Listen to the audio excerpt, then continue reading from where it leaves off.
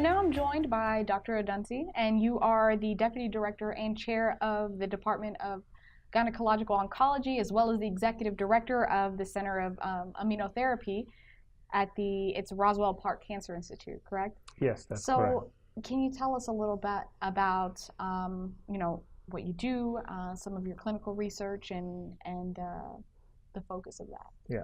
So my research has been focused on ovarian cancer Okay. for almost the past 20 years, trying to understand how the immune system interacts with ovarian cancer and how we can leverage the information to develop immune-based therapies for ovarian cancer patients.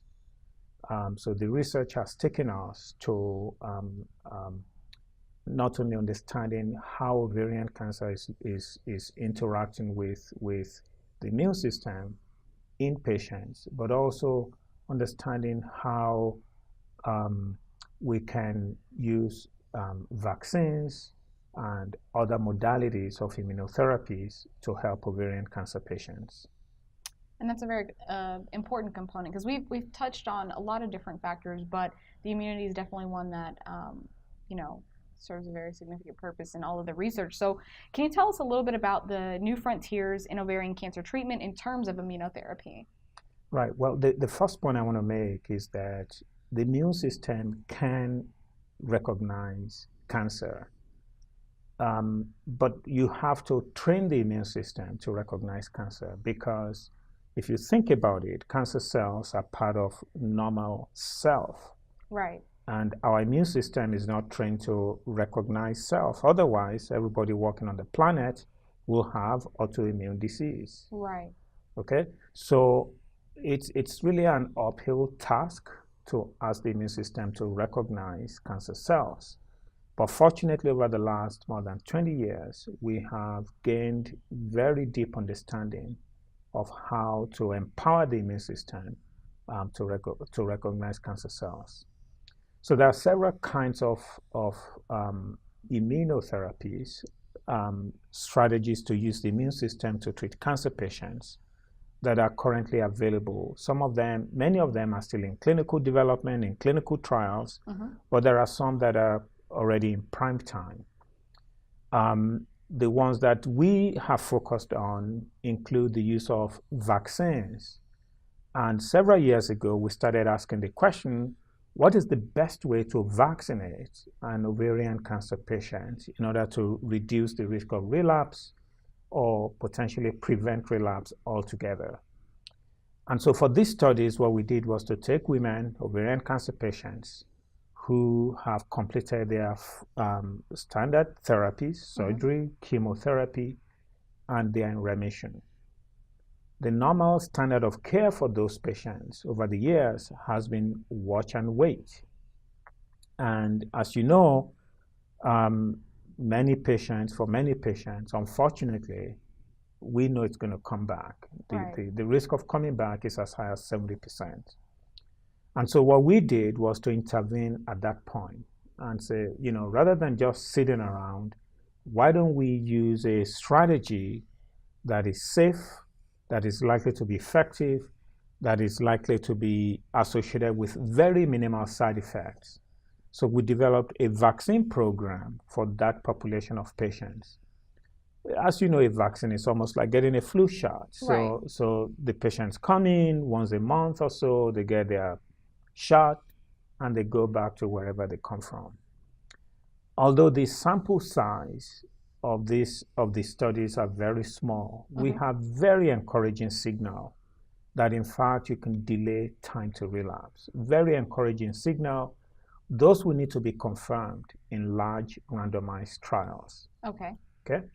So that is one aspect of immunotherapy. You can use the immune system to try and minimize the risk of relapse, because you train the immune system that when this cancer begins to come back, you've got to go after it and destroy it. That's essentially the principle.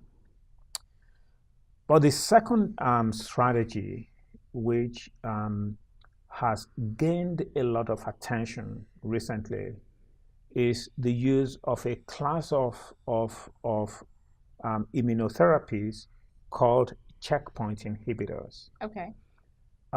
These checkpoint inhibitors basically work by relying on immune cells that have already entered into the tumor. Okay? Basically, I mean, the cancer cells are very smart, and even when you have immune cells that are trying to fight off the cancer cells fight back, and essentially they cause the immune cells to become exhausted. They're not able to function very well. Right. So what the checkpoint inhibitors do is to rescue those exhausted cells and make them to be able to function very well. There has been spectacular success in some cancer types, such as melanoma, non-small cell lung cancer, bladder cancer, kidney cancer, and so on and so forth.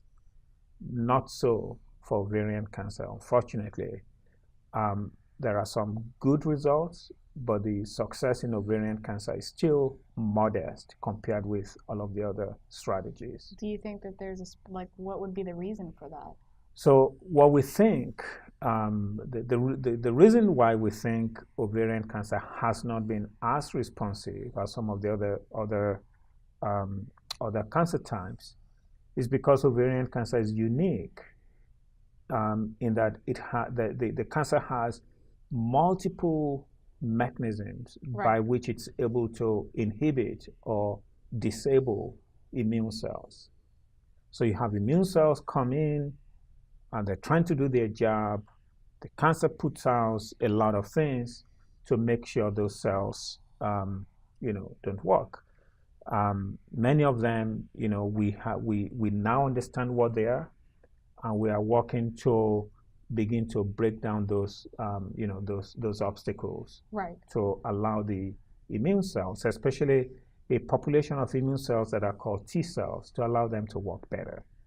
So as I'm hearing this, what I think of is you guys are kind of arming the immunity with better weapons, for a lack of a better word, and they're working as security in a sense, because now what they typically wouldn't secure, now they're able to kind of create the security for the body by identifying what it normally couldn't before. Right.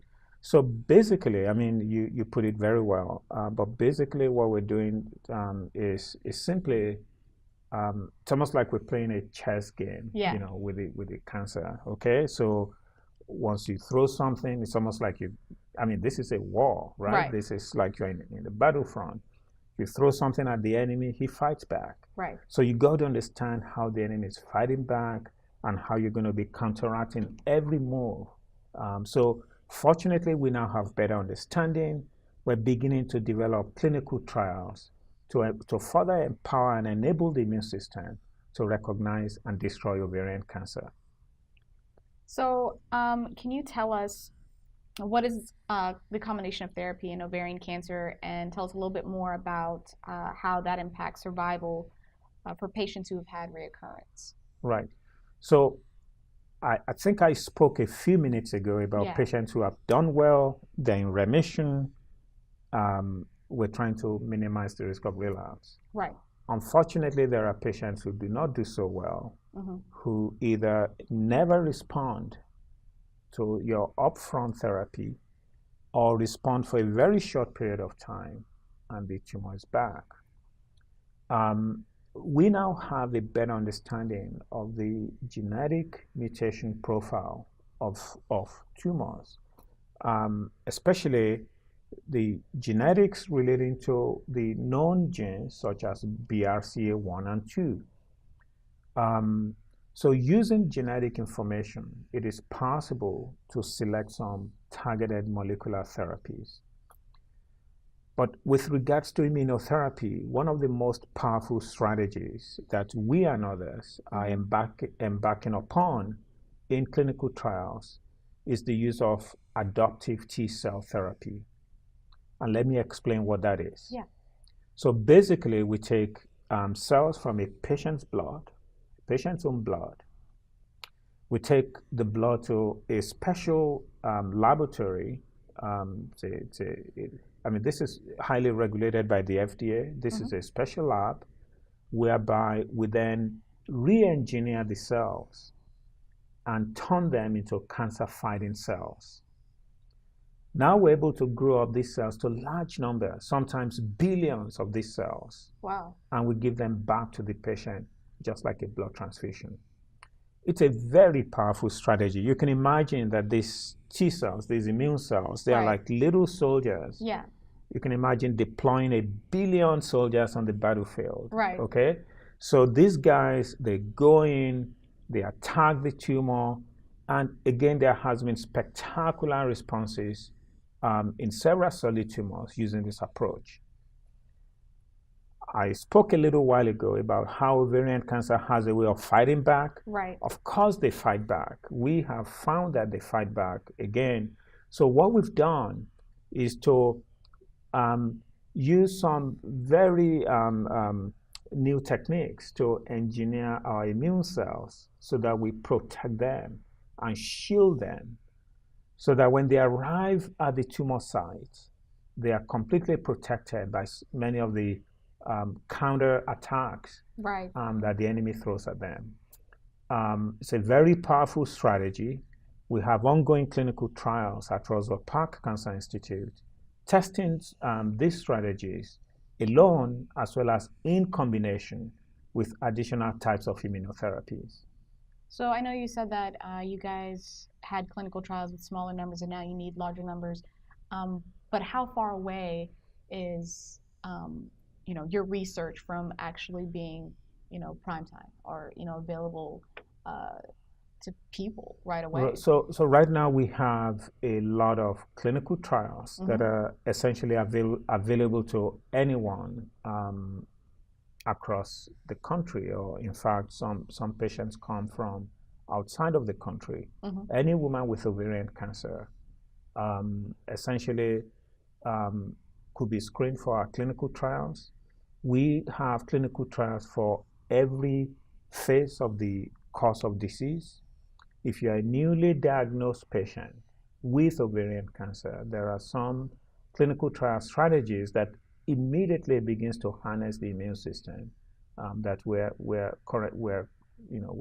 testing. Right. We have clinical trials for patients who are in remission, whether you're in remission from frontline therapy or remission from recurrent disease, in order to minimize risk of relapse. And for those patients who have relapse disease, we have a number of clinical trials testing various modalities, including the adoptive T cell therapy, in order to try and eliminate the disease. And I think you might have touched on this already, but what makes immunotherapy a promising treatment for ovarian cancer, and does it have potential to ultimately cure it? And I know you said, the sound of deploying billions of soldiers to go fight this, it sounds promising, but if you could touch on that in a little more depth. So immunotherapy is like using a living drug. This is not just a chemical that, if you think about a chemotherapy, for example, you put in a chemical into the body. After some time, it gets excreted, maybe through the urine, or the body eliminates it. Right. What we're trying to do with immunotherapy is to generate durable immune cells. Think about it. It almost sounds like artificial intelligence to me. It's a smart kind of treatment. Right. So think about it. You get your flu shot. It protects you from the flu virus. Right. Okay. You're not getting a drug. You're not getting a chemical. You're essentially creating a living drug, which sometimes we can program those cells, those immune cells, to have what we call memory, so that they are long-lasting and potentially provide durable protection and durable cure. And can you tell us about the first ovarian clinical trial to incorporate an analysis of patients, when it comes to the bacteria being present in the human gut, for instance, and other organs? Right. So it's become very clear in the last few years that the community of bacteria in our gut actually shapes how we respond, how our immune system responds to pathogens and even to cancer. What we don't know yet is to have a good understanding of the interaction between the bacteria in the gut and immune responses to cancer, especially in ovarian cancer. So what we've done at Roswell Park is to establish clinical protocols for our patients to address that question, where we're beginning to collect patients' stool during the course of their treatment to understand the community of bacteria in the gut, and number one, how it relates to outcome of the patients, and number two, within the context of our immunotherapy trials, we are incorporating this in every of our immunotherapy trial because we want to be able to make a link between the bacteria in the gut and the response to immunotherapy. And this is very important because if we identify good or bad bacteria, we can develop strategies to modify the gut. It's also called microbiome. We can develop strategies to modify the community of bacteria to skew it towards a more favorable type that is likely to enhance responsiveness to immunotherapy.